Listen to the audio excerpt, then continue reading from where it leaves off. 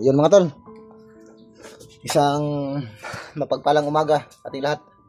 So kakarating lang namin mga tol, galing kami doon sa bukid mga tol. So balangoy guys, may bugas guys. So doon kami galing sa bukid, kakarating lang namin dito sa bahay. Ano daw ano? Oh, kain pala tayo mga tol. To, kamuting kahoy.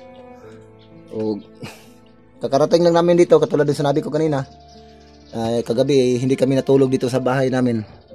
So pagkarating namin dito sa tahanan namin mga tol.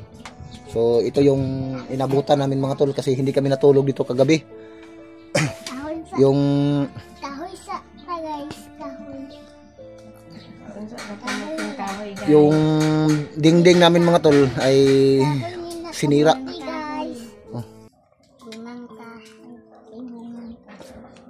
May inilagay ako ng ano dyan, yung sin na mga luma na sin, pira-piraso, yung dinikit ko pang samantala.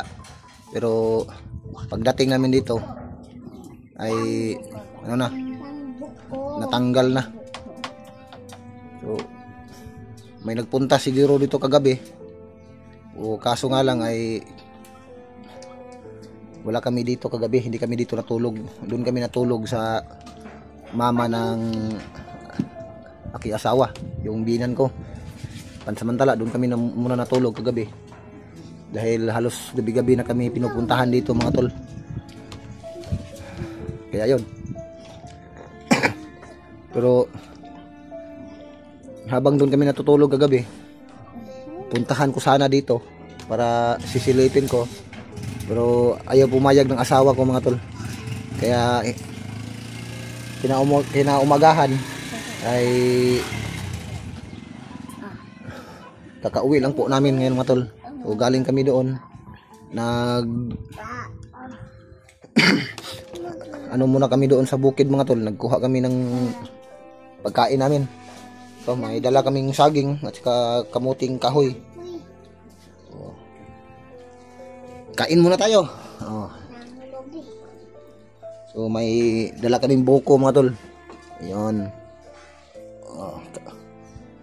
Maganda dito sa probinsya mga tol, kahit mahirap ang buhay sa probinsya kahit wala kang bigas, pero may makakain ka pa rin dahil may mga ganitong pagkain dito sa probinsya. Di bali na maubusan ng bigas basta't may mga lamang gubat lang na pwede mong kainin. So makapag-survive na yung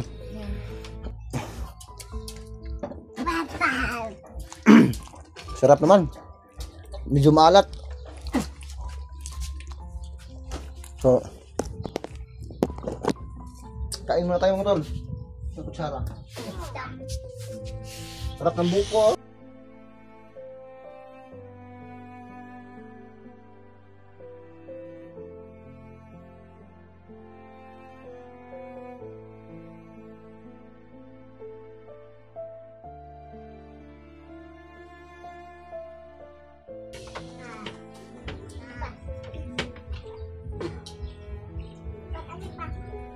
Bisa.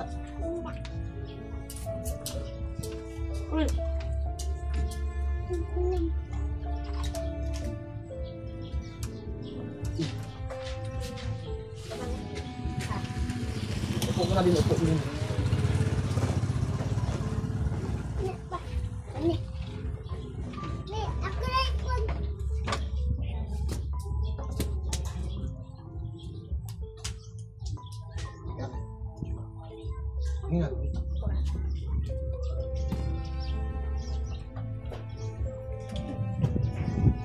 Mama.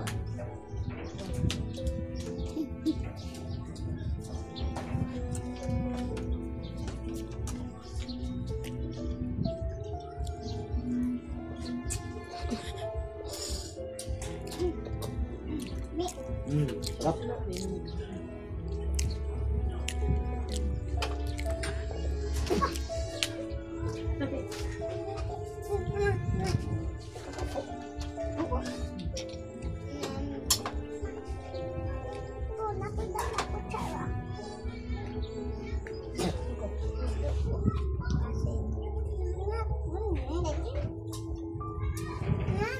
dala kutsara. Ako man ang dala kutsara. Ako na may kuwan. Wala may kuwan. Saging, kaong saging. Kaong di unggoy saging. Pag gamay man nagutin. Unggoy, ikaw saging.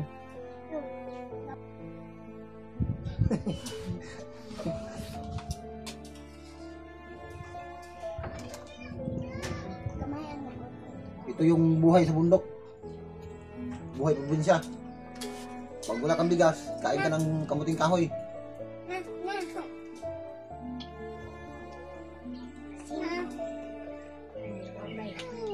Sausaw sa asin. Kamuting. Lubi.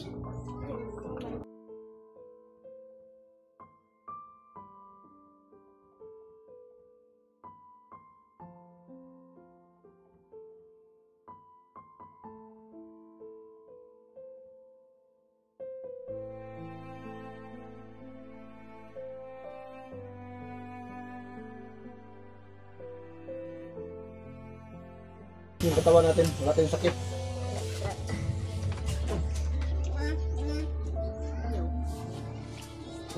Pwede. Be, Sarah.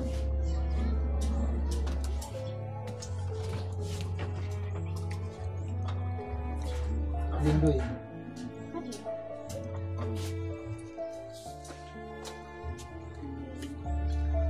Lindoy.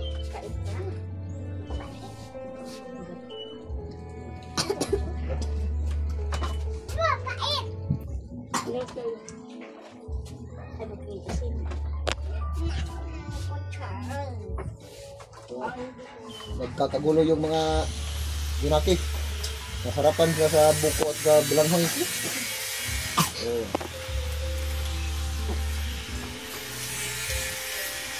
Ito po yung agahan namin mga tol. Papalakas ng katawan.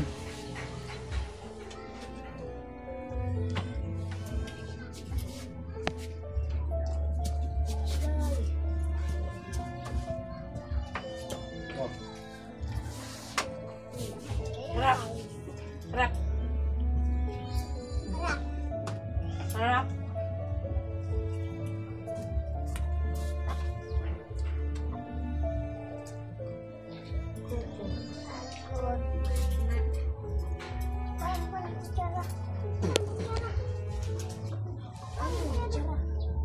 Bagus.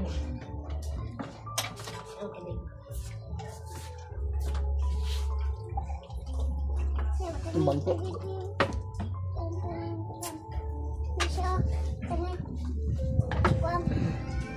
Lamig.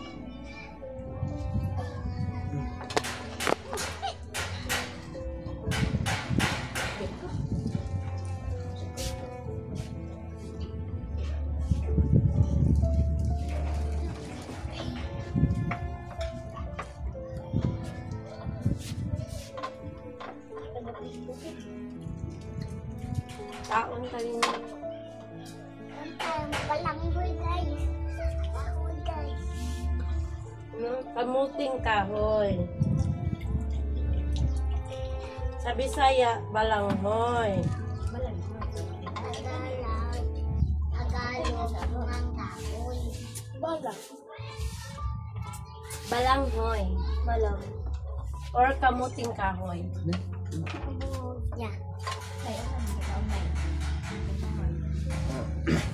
Mga tol, hindi pa talaga ako makabalik doon sa bundok mga tol. Dahil kailangan ko pang ilipat yung mga mag-ina ko doon sa bahay ng aking mga magulang. So sa ngayon, parang hindi pa ako sure mga tol kung kailan ako makabalik sa kagubatan. So maraming nag-chat sa akin tungkol doon sa bayaw ko na si Bads na nabihag na kailangan tulungan. So, yun nga, kailangan talaga. Pero ang sa akin lang ngayon mga tol ay medyo ano kasi mga tol, yung problema ko, gusto ko sanang puntahan para lahat kami, yung mga kasama namin, Pero kung sakaling makapunta man yung mga kasama ko, parang ako lang hindi pa makaakyat muli mga tol. Dahil sa mag-ina ko. So, bago ako babalik doon sa kagubatan para hanapin at iligtas yung bayaw ko, uunahin ko muna tong mga pamangkin ni Bads at yung ate niya, yung mag-ina ko, bago ako babalik doon. Okay, mahirap yung sitwasyon ko ngayon.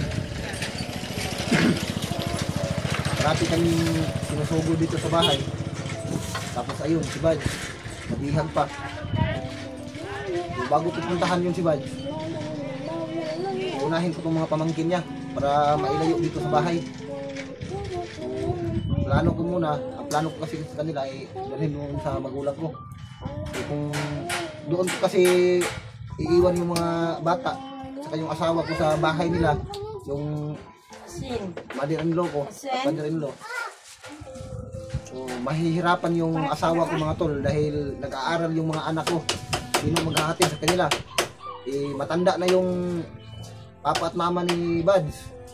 Tapos yung kapatid niya lalaki, minsan wala doon. Minsan lang makauwi, nasa trabaho. So, walang maghahatid sa mga bata pagpunta sa eskwelahan. So, gagawin ko ngayon,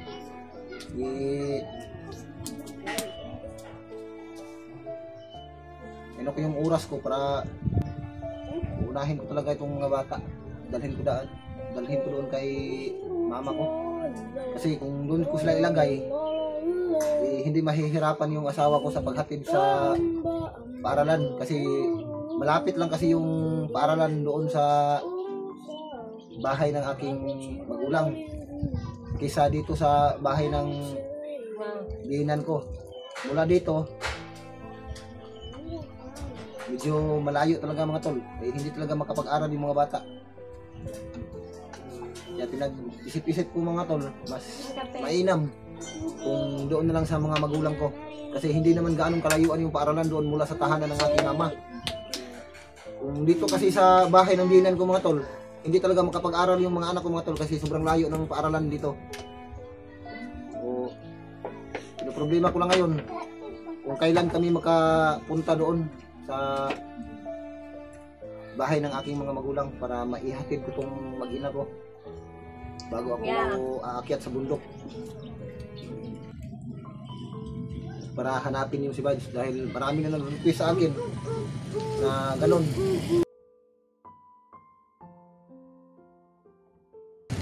Medyo gipit ako sa oras mga tol kasi may problema din ako dito. Halos gabi-gabi na kami dito nilulusob. Tapos yung kailangan pa ng aking mag-ina doon.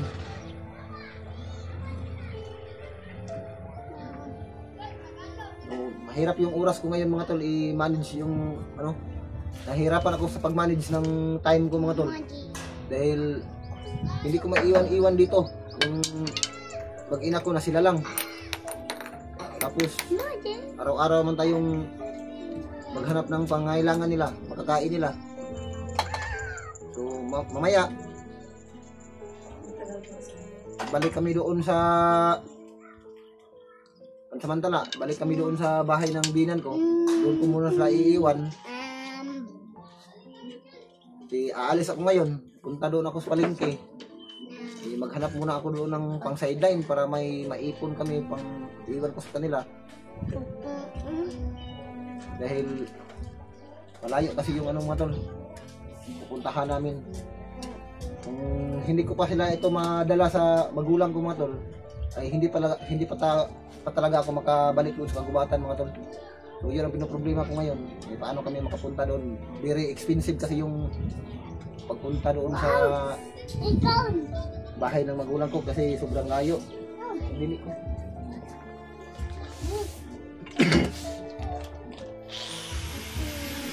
So, marami kasing nag-chat sa akin na kailangan ko ng tulungan si Bads. Pero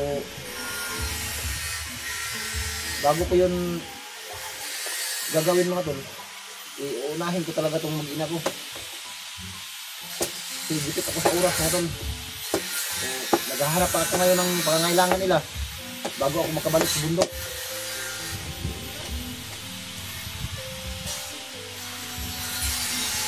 Hindi pa naman sila pwedeng iwan dito na aalis lang ako na walang maiwan sa kanila.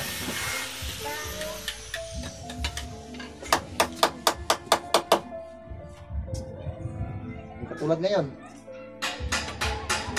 naubusan kaming bigas, makain lang kami ng kamuting kahoy para may laman din yung tiyan namin. So,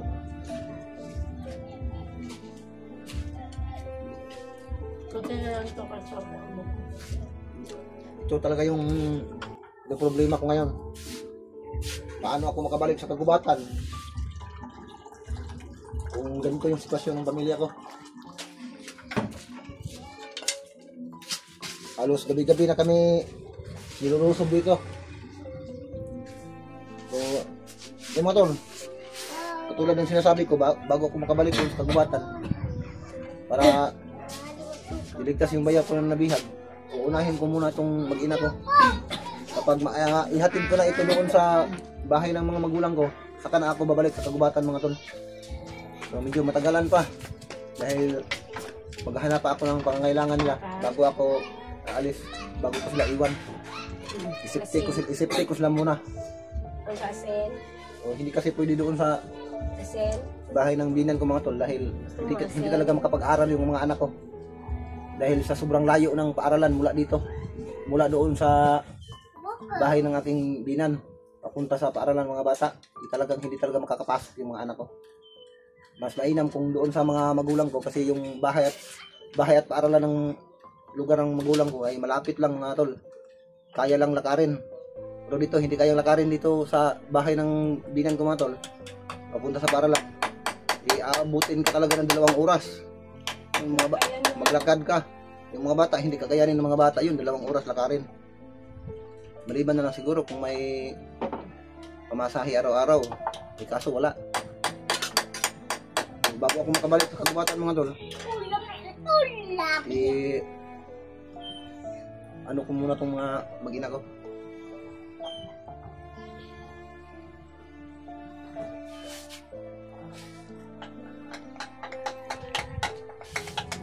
So, mga tol, kain tayo. So, magandang umaga sa ating lahat. Maraming salamat po. So, bye-bye. Magandang umaga. Ingat kayo.